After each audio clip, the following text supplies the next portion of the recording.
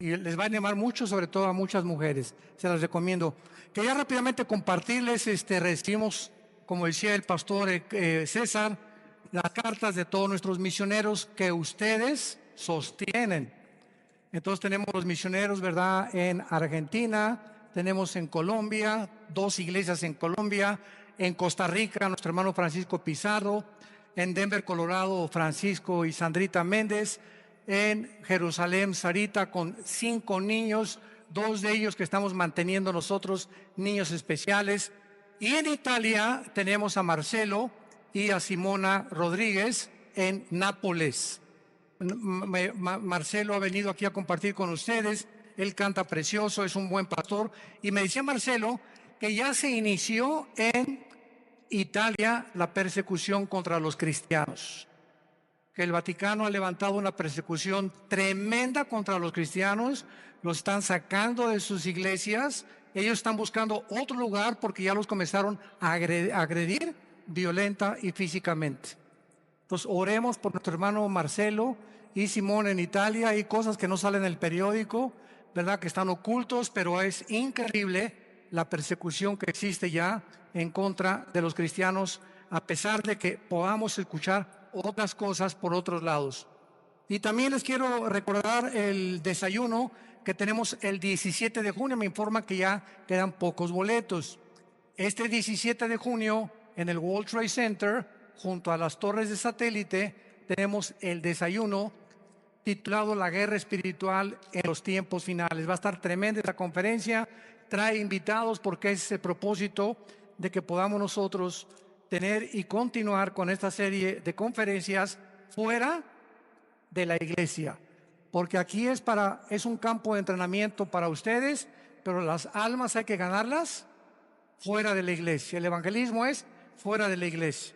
Y por eso tenemos ya casi 35 años haciendo 3-4 veces al año estas conferencias en diferentes hoteles, y ahora nos toca aquí el World Trade Center en esta área del norte de la Ciudad de México. Los que traigan su Biblia en esta tarde la pueden abrir en el libro de los Jueces, capítulo 6. Nuestro tema se titula Dios habla en tiempos de crisis. Dios habla en tiempos de crisis.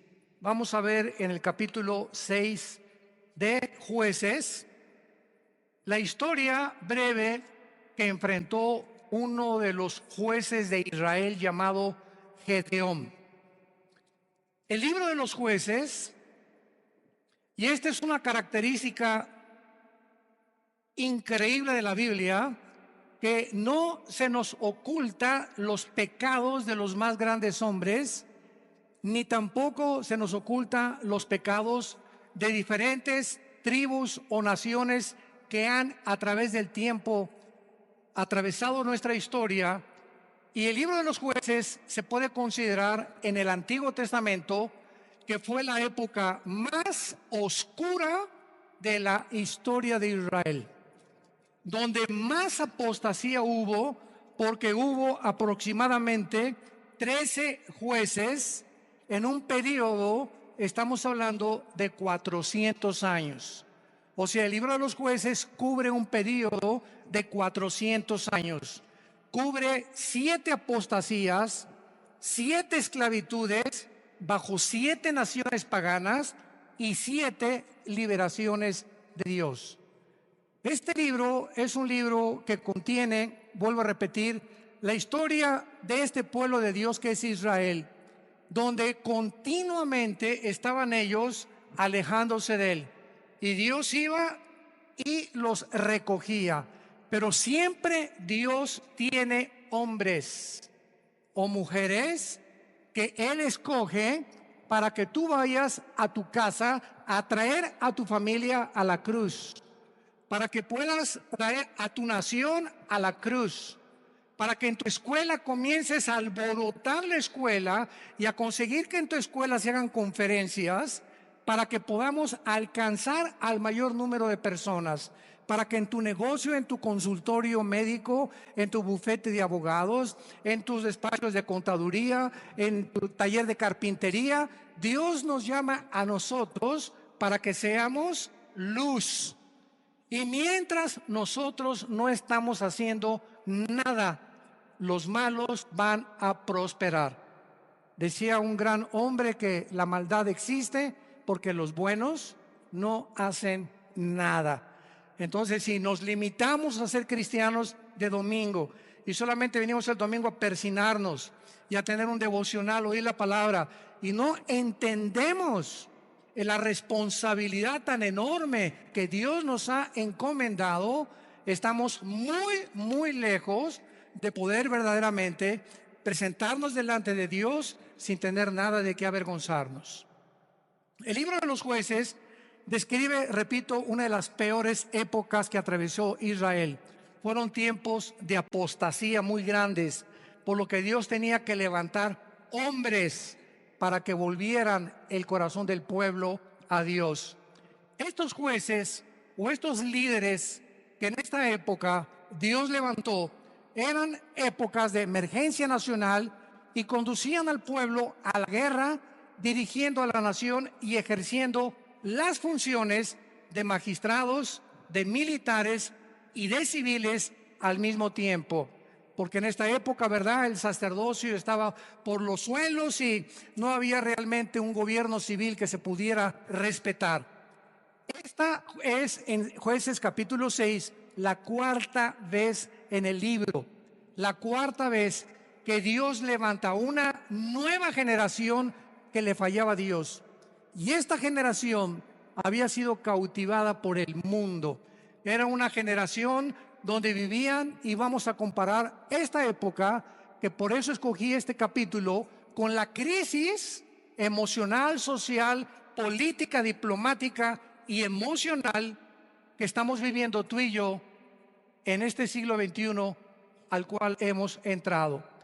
Esta generación, ¿verdad?, dejaron de vivir separados para Dios y a desear el estilo de sus vidas mezclándose en las fiestas, en las diversiones, en todos los ritos paganos, con un cristianismo completamente diluido. El mensaje que se propagaba ya no era el mensaje del evangelio como ahora en nuestra época. Mi esposo y yo, que hemos estado viajando estos últimos meses, cada vez nos encontramos con todos los cristianos o iglesias a donde vamos, aquí, fuera de México, en Estados Unidos, buscando una iglesia que les dé alimento espiritual, que les dé una sana doctrina, que puedan realmente sentirse edificados con la palabra de Dios, y están buscando por todos lados por la forma tan diluida en la que el evangelio se ha propagado. Y al mismo tiempo vivimos una época de cinismo espiritual. Hace algunos días yo estaba en una conversación con una persona que conozco hace muchos años en Cristo. Bueno, este es solamente como un ejemplo de introducción al libro de los Jueces. Y esta persona yo la conozco ya hace muchos años. Es más, él vino y se convirtió bajo nuestro ministerio. Y entonces yo oí hace como algunos meses que él había abandonado a su esposa y había abandonado a sus hijas. Y se había ido, pues, desde luego con un amante, ¿verdad?, con otra muchacha, su secretaria, o no sé, no importa quién haya sido. Entonces me encuentro yo a esta persona y comienzo a decirle: oye, ¿qué fue lo que sucedió? ¿Verdad? Que estoy en mi corazón partido a la mitad por lo que tú has hecho. ¿Y saben ustedes lo que me contestó esta persona, que tenía aproximadamente o tiene casi 15 o 20 años en Cristo? Bueno, pero ya nos perdonó Dios. Le digo: bueno, ¿te perdonó a ti? No, es que mi esposa pues ya también anda buscando otro. Pues claro, le dije, no se va a quedar a vestir santos. Si tú te vas con un amante y te casas con la otra, tu esposa no se va a quedar a esperarte toda la vida. Entonces no vengas con ese cinismo y decirle: pues ella arregló su vida, ya nos perdonamos los dos y ya me perdonó Dios. Inmediatamente lo que yo detecté fue lo siguiente: que hay cantidad de personas que se llaman cristianas y que piensan de la misma forma. Total, que Dios me va a perdonar y me puedo divorciar y ya que me case con otro y forme otro hogar, entonces ya Dios me puede perdonar y comienzo nuevo. Porque él me dijo, bueno, ¿y ahora qué sigue? Le dije, lo que seguía era lo siguiente: si tú abandonas a tu esposa por adulterio y por otra mujer, tú te arrepientes de tus pecados y esperas que tu esposa te perdone, y te esperas antes de casarte a que se case ella primera para que tú quedas libre. Esa es la forma en la que la Biblia nos traza el divorcio, el adulterio. Para Dios es algo gravísimo el divorcio, gravísimo, porque es la santidad más grande que existe y la institución más santa que existe, el matrimonio. Y ahora por cualquier cosa, todo el mundo busca, hasta porque no me cocina bien, me busco otra cocinera. Es increíble la ligereza en la que la sociedad se encuentra actualmente. Y de acuerdo a la Biblia, la única causal de divorcio es el adulterio, nada más. Que me pega, pues te esperas y oras por él y se separan temporalmente, pero es el adulterio la única razón, y el abandono de hogar, que el gavilán te pega y se va con otra, que abre la jaula y que vuele lo más lejos que pueda. Pero bajo ninguna otra circunstancia la Biblia aprueba el divorcio. Todo esto lo vamos a tratar en el seminario de matrimonios allá en la Riviera Maya. Estoy preparando una serie de mensajes tremendos. Los esperamos que nos acompañen ahora en octubre. Y este es solamente un caso de cómo vivían los jueces. Era un tiempo de cinismo espiritual. Era un tiempo en que todo lo tomaban a la ligera. Al cambio que Dios me perdona. Esto se llama tomar la gracia con libertinaje. Aprovecharse de la gracia de Dios y vivir una vida de libertinaje, pues al cambio que Dios me perdona. Vamos a ver estas crisis en la época de Gedeón. Capítulo 6, del 1 al 5, veamos el escenario en el que se encontraba Gedeón. Los hijos de Israel hicieron lo malo ante los ojos de Jehová, y Jehová los entregó en mano de Madián por 7 años. Recordemos que Madián era uno de los hijos de Cetura, la segunda esposa de Abraham. Cuando se murió Sara, se casó con Cetura y de ahí nacieron los madianitas. Lo podemos ver en Génesis capítulo 25. Entonces los madianitas eran primos hermanos de los israelitas, o medios hermanos de los judíos. Y la mano de Madián prevaleció contra Israel. Y los hijos de Israel, por causa de los madianitas, se hicieron cuevas en los montes, cavernas y lugares fortificados. Pero pues sucedía que cuando Israel había sembrado, subían los madianitas y amalecitas, y los hijos del oriente contra ellos subían y los atacaban. Y acampando contra ellos, destruían los frutos de la tierra hasta llegar a Gaz. Y no dejaban que comer en Israel ni ovejas, ni bueyes, ni asnos. Porque subían ellos y sus ganados, y venían con sus tiendas en grande multitud como langostas. Ellos y sus camellos eran innumerables, así venían a la tierra para devastarla. No cabe duda que podemos nosotros, con esta introducción, poder comparar la época en la que nosotros estamos viviendo y el paralelo tan grande que existía en los tiempos de Gedeón y nuestro tiempo actual. Vemos en estos primeros 5 versículos la primera clase de crisis. Estaban atravesando una crisis social y de mucha violencia. Israel se había abandonado de los caminos de Dios. Dios los entrega en manos a enemigos, porque esta es la forma como Dios trata con todos nosotros. Dice la Biblia que mientras estamos en la luz, 1 Juan capítulo 1, la sangre de Cristo nos limpia de todo pecado. Bajo la luz, el diablo, los demonios no pueden meterse con mi vida, ni con mis hijos menores de edad, porque estoy bajo la protección de Dios. En el momento en que nos movemos y regresamos a la dimensión de las tinieblas, que es donde Satanás tiene acceso, Satanás no tiene acceso a la luz. Dios es luz y no hay tinieblas en él. Entonces las tinieblas están relacionadas con el pecado. El momento en que tú pecas, o ya traes una mujer en tu mente que no es tu esposa, o ya metiste pornografía a tu casa, o ya comenzaste a hacer cosas que son desagradables a los ojos de Dios, sin que tú te des cuenta, si tú mantienes este tipo de vida, comienza el cerebro y las emociones a ser afectadas, y entonces viene lo que se llama el engaño, donde comienzas a engañarte, porque el pecado tiene el poder de engañarnos, y comienzas a convencerte que no estás tan mal. No, esa es una prostituta, esa sí está mal. No, yo no soy con mi compadre si es borracho, parrandero y jugador. Yo por lo menos estoy casado con mi esposa y tengo mis aventuritas, ¿verdad? De vez en cuando, una canita al aire, pero de vez en cuando. Y Dios es un Dios que dice la Biblia, sus párpados nos examinan y nuestros caminos están delante de Él las 24 horas del día. Y cuando viene el engaño, cuando vienes tú a la iglesia a oír la palabra de Dios, como los domingos o los estudios entre semana que muchos de ustedes toman, o en el ITI, el propósito de Dios al exponernos a su palabra es abrirnos el entendimiento para convencernos de pecado.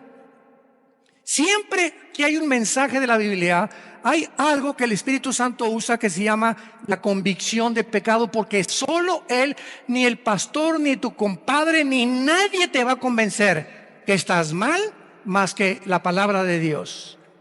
Entonces nos exponemos a la palabra de Dios, y tú en esta tarde que escuchas tienes esta oportunidad en la que Dios te está hablando. Yo no sé tu vida. Muchos dicen, es que ¿quién le contó mi vida? Nadie me ha contado tu vida, ni te conozco, mosco. Entonces ese es un problema tuyo y con Dios, pero Dios usa la Biblia, y si tú cuando oyes la palabra de Dios no te arrepientes y sales por esa puerta igual que como entraste, viene lo que se llama la dureza del corazón, que se usa con la palabra porosis en el griego, que es cuando un carpintero o una persona que usa instrumentos de martillos y de cinceles está golpeando y golpeando hasta que te salen callos en las manos. Esto es un fenómeno muy interesante. Y cuando te salen callos, lo interesante que el callo no tiene células. Le metes al callo una aguja y no lo sientes. Trátalo y vas a ver cuando te salga un callo, porque es tejido muerto. Y esta palabra se usa en el hebreo y en el griego para describir la dureza del corazón que muchos cristianos comienzan a tener, donde llega el momento que la palabra, como una espada que quiere cortar, ya no corta, porque ya perdiste la sensibilidad al Espíritu Santo. Y entonces, cuando llegas a ese punto donde ya no eres sensible a la palabra de Dios y que no te das cuenta cuán duro está tu corazón, si eres una persona regenerada por el Espíritu Santo y realmente naciste de nuevo, eres un hijo y eres una hija de Dios, Hebreos 12, Dios te va a disciplinar. Y déjame decirte algo, cuando a Dios le queda esa opción de disciplinarnos, su mano es muy, pero muy pesada. Dice en Hebreos 10, horrenda cosa es caer en manos del Dios vivo. Y no les está hablando a los incrédulos, le está hablando a la familia de Dios. Su mano es muy pesada, porque Cristo dijo, es preferible que pierdas tu mano, tu pierna, tu brazo o tus ojos o lo que sea físicamente, a que entres al infierno entero. ¿Cuántas veces las cosas que nos pasan, accidentes, problemas morales en la familia, etcétera, etcétera, tienen el único propósito de hacer que regresemos a la cruz? Porque Dios sabe, nos ama tanto, tanto, tanto Jesús, que Él prefiere que podamos sufrir físicamente o moralmente con la única razón de regresar a la cruz. Esta crisis social en que estaban viviendo los madianitas provocó, dice la Biblia, que comenzaron a vivir escondidos en cuevas, escondiendo todo lo que tenían en lugares fortificados, vivían en temor. En segundo lugar, En el versículo 6 dice la Biblia: de este modo empobrecía Israel en gran manera por causa de Madián, y los hijos de Israel clamaron a Jehová. Vemos nosotros que aparte de una crisis social, se encontraban en una crisis emocional y económica. Gedeón se encontraba escondiendo el trigo para que no se lo robaran. Vivían bajo el temor y la inseguridad.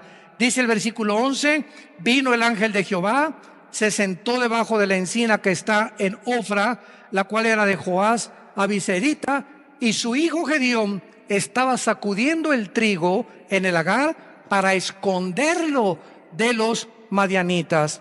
Y en tercer lugar, no solamente vivían una crisis social y de violencia, una crisis económica y emocional, sino que la peor de todas era la crisis moral y espiritual en que se encontraban. Versículos 12 y 13. Y el ángel de Jehová se le apareció a Gedeón desde luego y le dijo: Jehová está contigo, varón esforzado y valiente. Y Gedeón le respondió: Señor mío, si Jehová está con nosotros, ¿por qué nos ha sobrevenido todo esto? ¿Por qué le pasó esto a mi hijo? ¿Por qué me chocaron el carro? ¿Por qué me robaron? ¿Por qué estamos en la condición en la que estamos? ¿Por qué estoy pide y pide trabajo y no encuentro por ningún lado? ¿Qué está pasando? Señor, si tú estuvieras conmigo, no estuviera pasando esto que estoy atravesando. ¿Y dónde están todas sus maravillas? Le sigue diciendo Gedeón al ángel. A ver, ¿dónde están las maravillas de Dios que nuestros padres nos han contado, diciendo que nos sacó Jehová de Egipto? Y ahora Jehová nos ha desamparado y nos ha entregado en manos de los madianitas. Y mirándole, Jehová le dijo: ve con esta tu fuerza y salvarás a Israel de mano de los madianitas. ¿No te envío yo? Vamos a ver esta aplicación rápido de las tres crisis sociales para continuar desarrollando esta conferencia. De la misma manera, la sociedad en que vivimos ahorita, vivimos una crisis social, oprimida por la inflación, las guerras, el hambre, las naciones fuertes oprimiendo a las débiles, crímenes, secuestros, robos, actos de terrorismo al inicio del siglo XXI. Confusión, agreguémosle esto, que vivimos, escuchen esto, vivimos la confusión política y diplomática más grande de la historia. Vivimos la confusión política más grande y diplomática de la historia. Podríamos decirle nosotros que nacimos después de la Segunda Guerra Mundial, que desde la Segunda Guerra Mundial, que Estados Unidos se levantó como la supremacía política, económica y militar del mundo, seguido por la Unión Soviética o las repúblicas socialistas soviéticas, hasta el siglo XXI hemos entrado a un punto donde ya entre las mismas naciones, a pesar de la grande tecnología y los avances científicos que tenemos, nos encontramos tan confundidos políticamente, donde ya los gobiernos del mundo ya no saben qué sistema de gobierno utilizar, si socialismo, si comunismo o socialismo y comunismo mezclarlo, si democracia, si monarquía, porque los sistemas que se han probado hasta el siglo XXI, las mismas democracias han fracasado. El siglo XX demostró que el comunismo no era un sistema que se podía aplicar a ningún gobierno del mundo, como lo dijo Mikhail Gorbachev en su libro La Perestroika. Vemos ahora que la democracia, pues se siguió el patrón de la democracia, el modelo de la democracia, porque era Estados Unidos el que iba como líder. Y los países dijeron: bueno, pues si en Estados Unidos el mejor vestido, el país mejor vestido, el mejor alimentado, el que más guerras ha conquistado, guerras ha ganado, y el que sacó al comunismo, al fascismo y al nazismo del siglo XX, vamos a seguir ese modelo. Y vemos ante nuestros ojos, al entrar aquí al siglo XXI, los que venimos desde el siglo pasado, que la democracia es una fanfarronería ya. Ya no es cierto que hay democracia, no es cierto que el pueblo gobierna, no es cierto que hay respeto por las instituciones. Vivimos una confusión, un caos político y diplomático, donde todos los sistemas se están derrumbando a nuestros ojos, todas las ideologías se están desmoronando, todo está cayendo delante de nuestros ojos. Y ahorita los jóvenes, nunca como en los últimos 10 años había habido tantos suicidios de muchachos de 8 a 16 años. Nunca había habido tantos suicidios. Los jóvenes están quitando la vida, no quieren vivir en el mundo que tú y yo vivimos. Y ahí están muchos de nuestros hijos también. Dichosos los padres que tienen una educación cristiana a sus hijos. Dichosos sean. ¿Por qué? Porque se están cansados de tantas mentiras, de tanta hipocresía que ven por todos lados. Y cuando nosotros, que se supone que somos la única luz, les mentimos y nos ven que somos completamente unos farsantes en el lugar, y peleándome enfrente de ellos y con mi esposa y yo, y dándoles un mal ejemplo, ¿qué les queda a los jóvenes? Si no es Jesús, ¿quién más entonces? Dicen ellos, si Jesús no funcionó en mis papás, ¿cómo va a funcionar conmigo? Y en el día del juicio y el día del tribunal de Cristo daremos cuentas de todas estas ingratitudes y deslealtad que tuvimos hacia Dios. Vivimos un mundo de confusión y de crisis social. En segundo lugar, vivimos también, como en los tiempos de Gedeón, una crisis emocional y económica. La mayor parte del mundo ahorita está tratando por todos los medios de esconder su dinero. ¿En qué puedo invertir mi dinero? No se imagina la cantidad de correos que nos llegan. Oiga, ¿qué me recomienda, pastor? ¿Comprar euros o en el dólar o en Wall Street, o comprar bienes y raíces? Dicen que el dólar va a seguir cayendo, que viene una caos económico en Estados Unidos que va a hundir el peso aún más todavía, etcétera, etcétera. Y todas las cosas que comienzan a bambolearse, como dice en Hebreos 12, voy a sacudir los cimientos del mundo, la economía, la política, los temas, todo va a comenzar a bambolearse. Así vivimos un mundo donde comenzamos a ver que todo es inestable, todo, no hay nada firme, todo está cayendo hacia nuestros ojos, la moral por los suelos, como lo vamos a ver también, la política, la economía, la ideología, todo. ¿Qué entonces hacemos los cristianos? Vivimos una época de crisis, ¿quién lo puede negar? ¿Qué vamos a hacer entonces con el dinero? ¿Vamos a estar igual que el mundo, preocupándonos en qué invertir, escondiendo el dinero debajo del colchón de la cama? Es la crisis en la que estamos viviendo, emocional y económica. Y tantos impuestos, vive la gente angustiada, temerosos, llenos de estrés. La clínica Mayo en Rochester, una de las clínicas más prestigiadas en medicina, el Hospital Hopkins en Inglaterra, de Estados Unidos, de las instituciones más prestigiadas en medicina, llegaron a un acuerdo el año pasado que la causa número 1 de problemas físicos en el ser humano actualmente y emocionales tienen una sola raíz. Ya no son ataques al corazón, entonces consecuencias, el problema y el peligro más grande que está asumiendo al mundo ahorita, robándole la salud, se llama el estrés. El estrés. Aún mismo el estrés te hace subir el nivel de tu colesterol y de tus triglicéridos. Así que si tú eres una persona que fuiste al médico y tienes más de 200 de colesterol arriba, o tu glucosa pasa de los 100 puntos, etcétera, etcétera, y tú dices, bueno, voy a entrar a una dieta, y crees que con la dieta se va a mejorar, claro que te va a ayudar, pero si no va acompañado con la paz en tu vida, y tú puedes estar comiendo todos los días lechuga y convertirte en el bunny bugs, en el conejo. No importa lo que puedas hacer, si tu vida no tiene paz y no tiene equilibrio y no tiene una estabilidad emocional, no importa lo que hagas, porque emocionalmente lo que descompone el organismo es el cerebro y la falta de paz. El estrés es un estado de angustia de incertidumbre, que estás así, de enojo, de ira, de desconfianza en el mundo, andas como león enjaulado y se te atraviesa en el tráfico y quieres sacar la pistola y le recuerdas a la mamá y hasta a la abuelita le recuerdas cuando se atraviesan en el tráfico.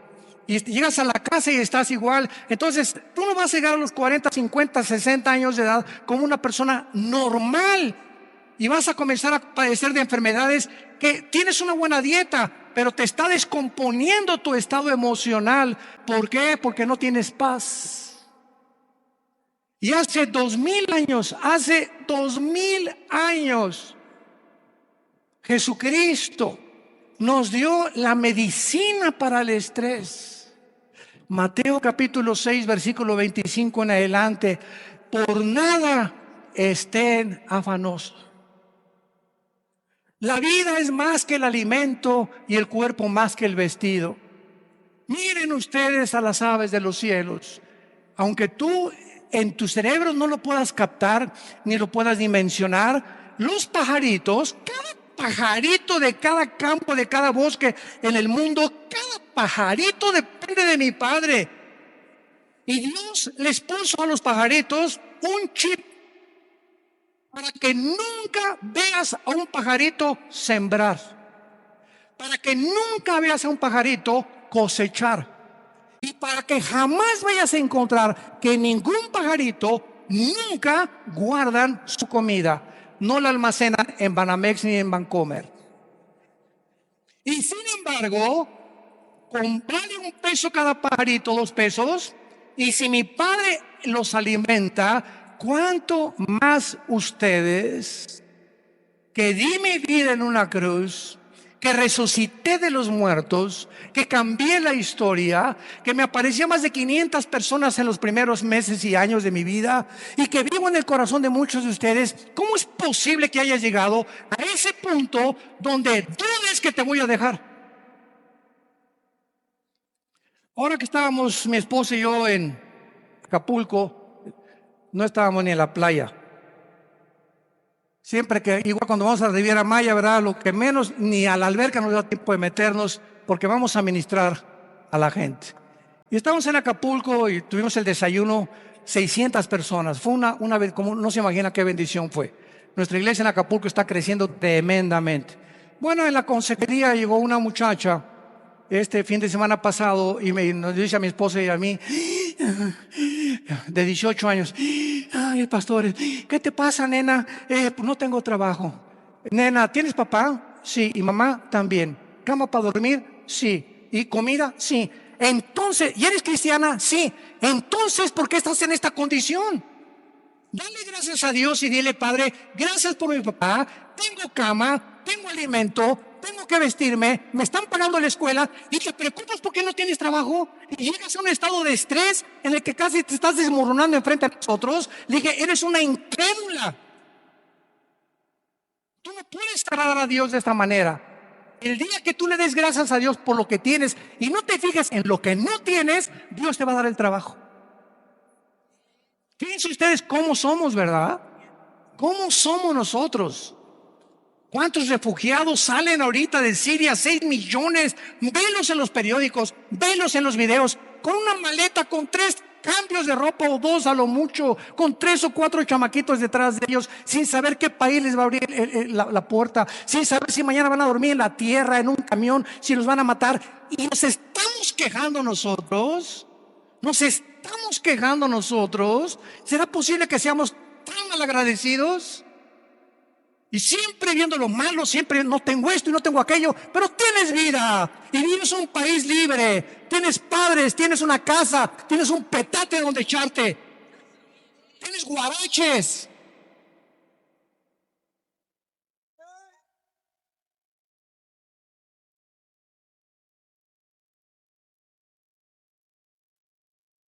Vivimos una crisis moral y una crisis espiritual, no cabe duda.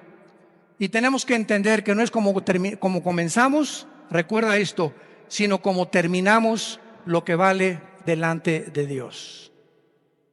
Como este muchacho que comenzó muy bien, 20 años discipulándolo, Ya se va con una otra chamaquita y deja a su esposo y todo. Le digo, recuerda que no es como comenzaste, es como terminaste. Y estás terminando mal. Le dije, vas mal y vas a acabar mal. Comenzaste muy bien, pero todo aquello que tú hiciste no te será tomado en cuenta, porque lo que importa es cómo llegamos a la meta. Lo que va a contar delante de Dios. Pues hice un asilo para ancianos, hice un orfanatorio para niños. Eso fue del pasado. Hoy, si tú mueres, hoy en la noche, ahorita saliendo te atropella un camión, se te avienta encima un camión de 10 toneladas y te da como tortilla aplastado y llegas al cielo ahorita mismo en la tarde. ¿Qué le vas a decir a Dios? ¿Qué hiciste con tu vida? Lo alabaste, lo bendeciste. ¿Cuánto de tu tiempo se lo dedicaste a Él? ¿A cuántas personas les hablaste de Jesús? ¿A cuántas personas de tu familia ya has traído a la cruz? Hoy, ¿qué es tu vida? Tú no sabes si hoy es el último día que vivimos. Nadie lo sabe. En Hebreos capítulo 6 hay una exhortación muy fuerte y se nos dice, Hebreos 6, 11 y 2. Pero deseamos que cada uno de ustedes muestre la misma solicitud hasta el fin. Otra vez, no es como comenzamos, sino mantener el mismo ritmo.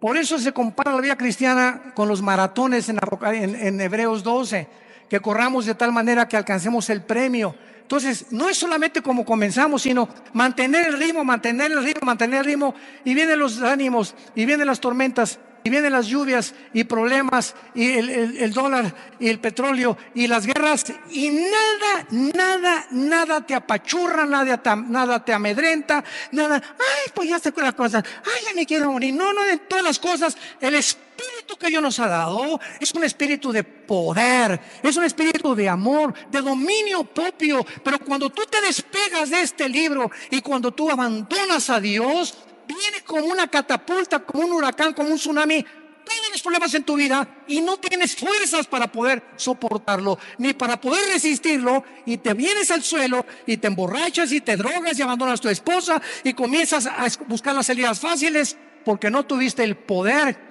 que no le dijiste al Espíritu Santo que te fortaleciera. Y por eso muchos de ustedes viven una crisis moral, de depresión y de estrés, porque no es cierto que creen en Jesús.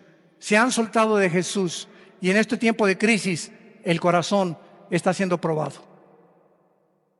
Dios nos está probando en esta época, porque escúchenme, somos la última generación que estoy seguro que nos vamos en el arrebatamiento de la iglesia.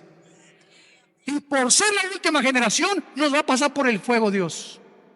Por el fuego. Y las pruebas van a demostrar cuántos realmente eran hijos e hijas de Dios. Deseamos que cada uno de ustedes muestre la misma solicitud para plena certeza de la esperanza, a fin de que no se hagan perezosos, sino imitadores de aquellos que vean las dos cosas y los dos elementos indispensables, la fe y la paciencia, heredan las promesas.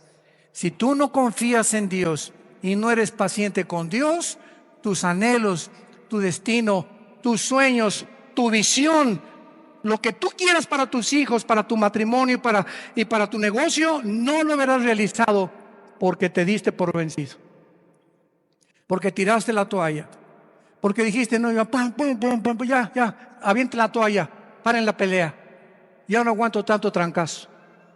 Y estamos en un mundo donde vemos los campos llenos de cristianos amargados.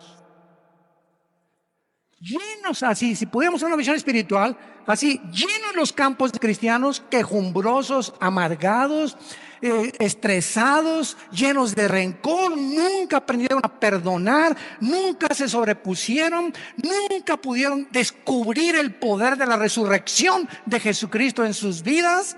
Y así te van a enterrar y va a poner un letrero ahí en tu tumba que diga: este fulano nació en las tinieblas, vivió en las tinieblas y regresó a las tinieblas.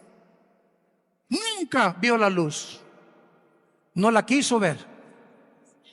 Y en Hebreos 10, otra exhortación con las mismas características.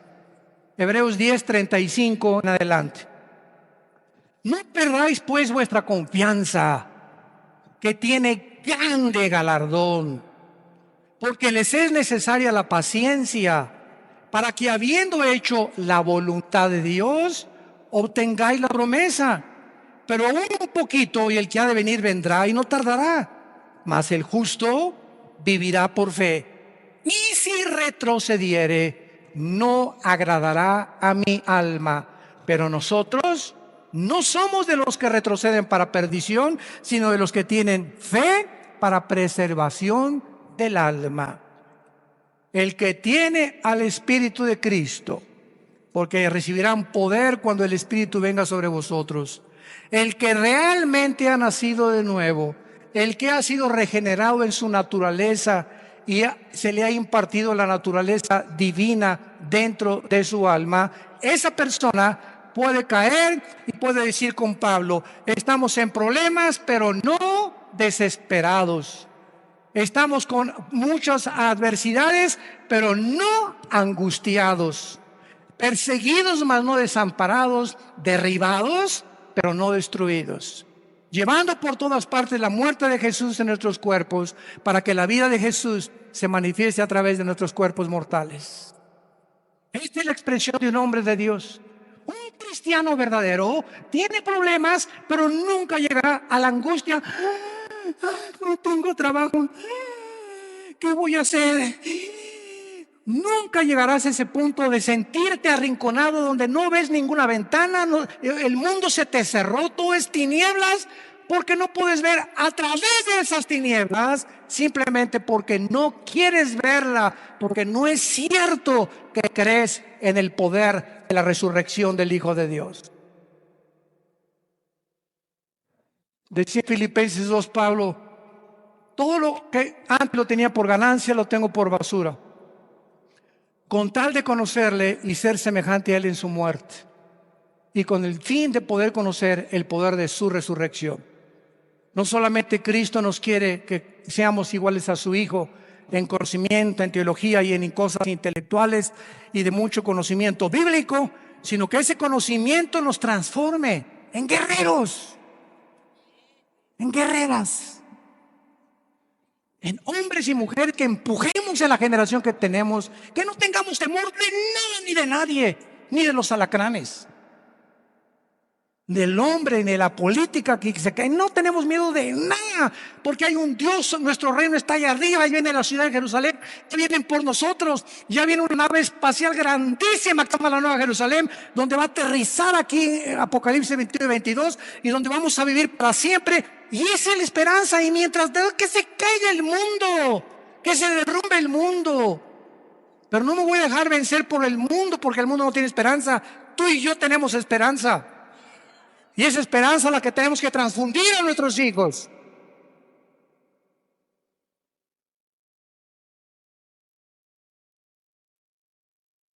No caigamos en lo que al principio Gedeón estaba cayendo. Si Dios existe, ¿por qué me está sucediendo esto? ¿Por qué Dios no me sale de mis problemas? ¿Por qué me permitió Dios que me casara con esta persona? ¿Por qué Dios me ha abandonado? Cuando entramos en ese punto de depresión, es tan difícil que podamos nosotros salir de él. En el versículo 14 de Jueces 6 de nuestro pasaje, vemos que Dios habla en tiempos de crisis. Y mirándolo Jehová le dijo: ve con esta tu fuerza y salvarás a Israel de mano de los madianitas. ¿No te envío yo? Ante todos estos cuestionamientos de inseguridad, ese es el problema, que estamos viendo alrededor lo que el mundo, las noticias y cómo el mundo se está desmoronando ante nuestros ojos, pero no vemos el poder que tenemos dentro del Espíritu Santo. ¿Por qué creen que Dios nos dio el Espíritu Santo? Dice: les daré poder, porque no lo tenemos.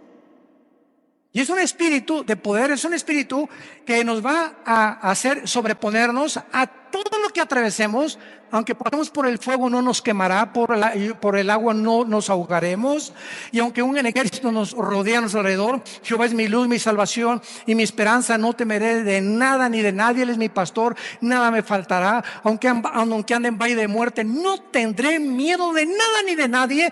Y todo este espíritu y toda esta capacidad que tenemos dentro es precisamente para vencer al mundo. Y dice 1 Juan capítulo 5, todo el que es nacido de Dios vence al mundo. Y esta es la fe que ha vencido al mundo, nuestra fe. Entonces tenemos que entender, si no somos vencedores y somos un grupo de cristianos tirados, quejumbrosos, tirándose, ni has ganado almas y te dejas llevar con todas las malas noticias del mundo y por acá y por allá, simplemente es porque te has desconectado de la fuente de energía. Porque separados de Él, nada podremos hacer. De la misma manera, Dios te habla y te dice lo mismo. Te he llamado para enviarte a tu familia. ¿Por qué crees que te salvé, dice Dios en esta tarde? ¿Por qué crees que tú fuiste el primero en tu familia en conocerme? Vas a llegar con tu familia, y si son religiosos, o son mormones, o son masones, o son musulmanes, no importa, todos venimos de familiares con diferentes ideologías. Y Dios toma a una persona en la familia para iluminarla, para darnos el conocimiento. Así comenzamos en nuestra propia familia. En la familia nosotros comenzamos con mi hermano Alejandro, que es el director del Instituto Teológico Internacional. 2 años después me convertí yo, después mi hermana, mi mamá, mi abuela, que fue presidenta de la Acción Católica 35 años, la viejita se convierte a los 82 años. Que fue la que ya murió a los 93 años, Dios la tenga en su presencia. Pero toda la familia de repente, ¿verdad? Con el testimonio y con todos ahorita, todos los nuestros, ¿verdad? Desde luego, ya primos tenemos que no, pero lo que somos hermanos y todos de nosotros, todos somos cristianos y todos servimos a Dios. Fue una bendición enorme que dio, una gracia que Dios nos dio. ¿Pero por qué, verdad? Porque esa es la misión de Dios, salvar familias. Tú y tu casa, yo y mi casa serviremos a Jehová, dijo Josué antes de morir. Y si ustedes creen que no vale la pena servir a Dios, sirvan a los ídolos. Pero yo y mi casa serviremos a Jehová. Y finalmente,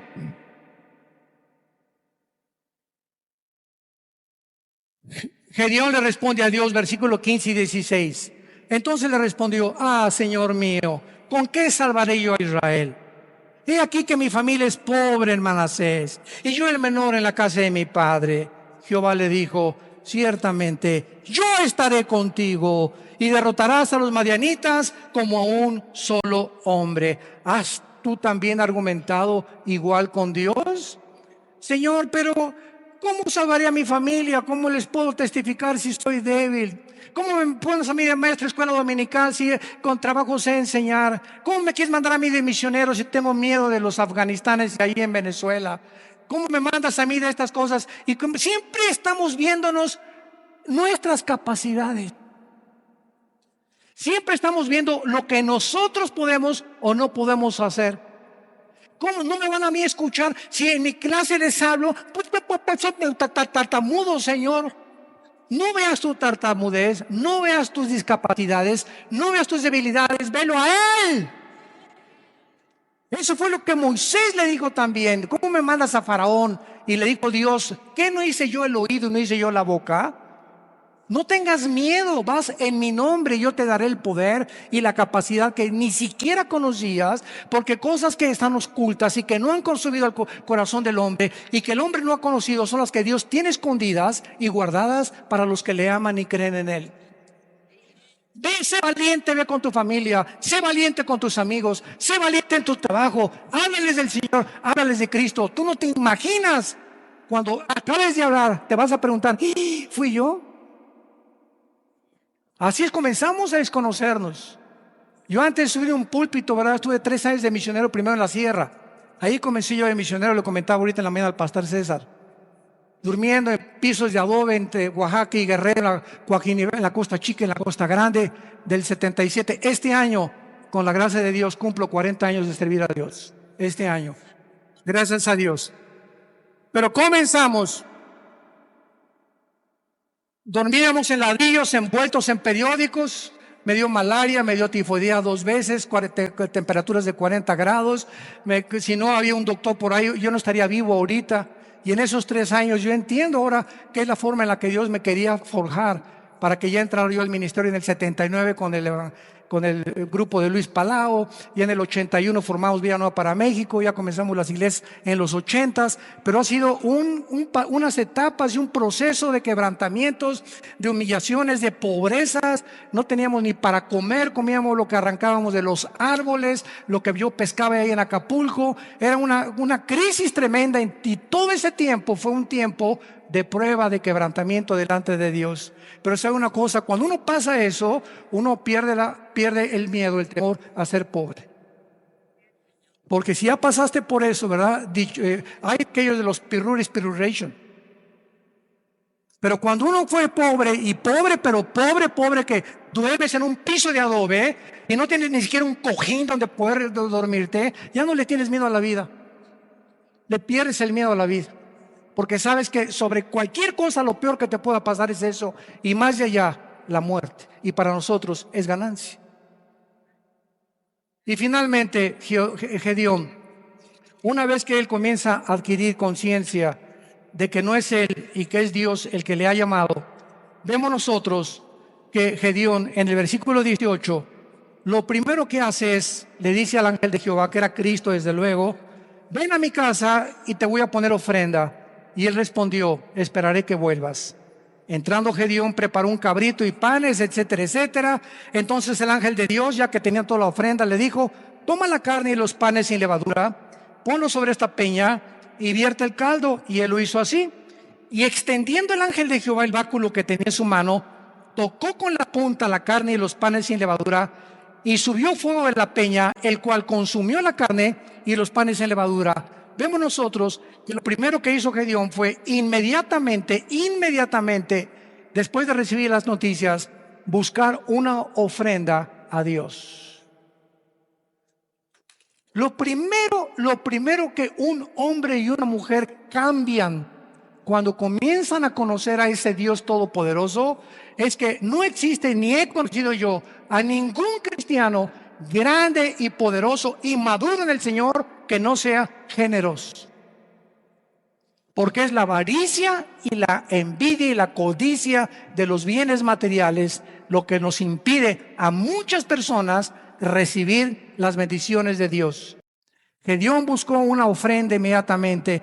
¿Qué le podemos nosotros ofrecer ahora a Dios? Romanos 12:1. Número 1, nuestro cuerpo. Síganme con mucho cuidado. Presentar vuestros cuerpos en sacrificio vivo. Romanos 12:1. Santo, agradable a Dios, que es vuestro culto racional. En el original griego dice: es la manera más racional para vivir. Si tú quieres servir a Dios, lo primero que comienzas es cuidar tu cuerpo, y no solamente de lo que comes, sino también sexualmente. Nadie puede servir a Dios cuando hay una sensualidad o una sexualidad no controlada. El hombre más sabio de la historia, Salomón, y el hombre más fuerte de la historia, Sansón, los dos fueron vencidos por una mujer que no era su esposa. Y aquí está en la Biblia como ejemplo para que podamos aprender a no confiar en nosotros mismos. El que mire que está firme, mire que no caiga. No jueguen con el pecado sexual.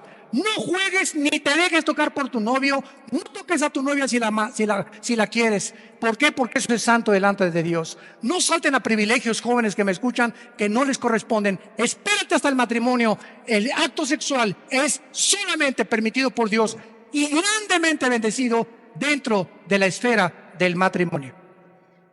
Nunca el acto sexual será bendecido antes o ya casado con otra persona que no sea tu esposa, que se llama adulterio. Mientras nuestros cuerpos no sean santos delante de Dios y no tengamos limpia el alma sexualmente y también físicamente, ¿verdad?, una alimentación adecuada, vamos a impedir nuestro avance, y las cosas grandes que Dios podía haber hecho con nosotros no las hará, Dios busca hombres y mujeres santos en toda su manera de vivir, para ser usados como instrumentos a un Dios que es santo. Dice en 2 de Timoteo, Pablo, en una casa hay trastos sucios, en tu casa tienes en el fregadero vasos sucios y tienes en la vitrina vasos limpios. Si llegan invitados, ¿qué vasos usas? Los limpios. Y así en el servicio a Dios hay cristianos sucios que están en el fregadero ahorita. Ahí están, Dios que está queriendo lavarlos y no los usa Dios. Y quieres que te use Dios, pero no te puede usar porque no estás limpio, entiéndelo. Entonces, si hay algo que Dios quiere usar ahorita y no aprovechamos esa oportunidad, va a buscar a vasos limpios Dios, porque Él es un Dios santo. No nos perdamos esta oportunidad de servir a Dios por nuestra falta de limpieza y de santidad, porque estamos viviendo ante un Dios santo. Y finalmente, dice el versículo 24, y edificó allí Gedeón altar a Jehová y lo llamó Jehová Shalom, el cual permanece hasta el día de hoy y de Ofra. Vemos nosotros que Dios le dice a Dios, yo soy tu paz, y mientras yo tenga tu paz y yo gobierne tu vida sexual, tus pensamientos, tus emociones, tu destino, tú vas a ser un vaso que te vas a rendir. Y nunca nadie ha podido imaginarse lo que Dios puede hacer con un hombre y con una mujer enteramente rendidos bajo su poder. Te damos gracias, Señor, por tu palabra. Gracias, Señor, porque esta es la paz que podemos tener en medio de cualquier crisis. No importa la crisis que atravesemos, si no tenemos paz, seremos arrastrados con el mundo que nos rodea. Es la paz que tú necesitas también. Y entonces vas a entender que Dios te dice, no temas, yo estoy contigo. Yo soy tu Dios que te esfuerzo, sé valiente. Nunca te dejaré, nunca te abandonaré. Vas a entender que Él es suficiente. No necesitamos nada ni nadie más que a Él. Su poder con el que hizo el universo nos levantará, nos fortalecerá siempre. Que te pide que le entregues tu vida completamente en sacrificio santo, agradable a Dios, y que necesitas hacer la paz con Él en esta tarde si no la tienes. Dice el libro de Job 22:21, amístate ahora con Él y por ello te vendrá la paz. Haz a Jesús tu amigo y vas a conocer una paz que sobrepasa el entendimiento, que guardará tus pensamientos y tu corazón en medio de cualquier crisis que atravesemos, porque Él es Jehová Shalom, el Señor nuestra paz. En el nombre de Jesús. Amén. En esta tarde, César, vamos a hacer el llamado, hacer el llamado ahorita para muchos de ustedes que no han recibido a Cristo, pero les pido que se pongan de pie para que recibamos esta bendición pastoral antes de que se vayan a sus hogares. Con todo tu corazón, con todas tus fuerzas, con toda tu mente, recibe esta bendición. Dios bendiga tu vida. Oh Dios, dile en tu corazón, sí, Señor. Dios bendiga tu matrimonio. Dios bendiga a tus hijos. Dios bendiga a tus padres, a tus hermanos, tus animales domésticos. Dios bendiga tu trabajo, tu entrada y tu salida. Dios ponga sobre ti su paz, que guarde tus pensamientos y tu corazón, que seas lleno de todo conocimiento y sabiduría que viene de lo alto. Y el Dios de esperanza, que te llene de todo gozo y de paz en el creer, para que abundes en esperanza por el poder del Espíritu Santo. Les bendecimos en el nombre que es sobre todo nombre, en el nombre de aquel que mora dentro de nosotros, que vive dentro de nosotros y que nos dice, estoy contigo todos los días de tu vida hasta el fin del mundo. Sé fiel hasta la muerte y recibirás la corona de la vida. Amén. Que Dios los bendiga.